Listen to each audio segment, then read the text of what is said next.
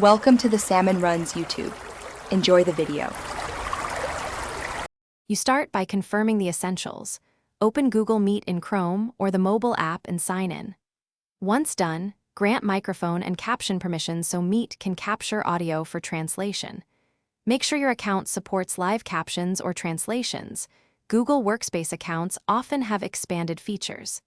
Next, open the meeting, either join or create one, so you can enable captions and language settings. This first step gets audio flowing and prepares Meet to detect and translate speech. Once in the meeting, turn on captions. Choose the language people will speak so Meet knows what to transcribe.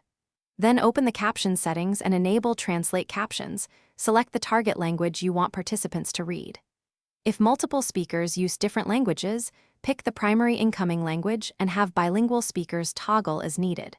For accuracy, use a headset and quiet room. Better audio makes transcription and translation more reliable. You'll see translated subtitles in real time on the screen. To finish, tell participants how to enable translated captions on their own devices so everyone reads the chosen language. If you plan to present, enable captions before sharing your screen to keep translation live. Make sure recording settings respect captions if you need a transcript.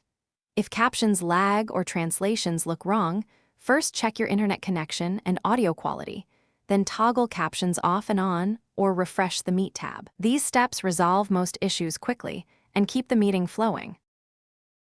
Thanks for watching. Consider subscribing if we helped you.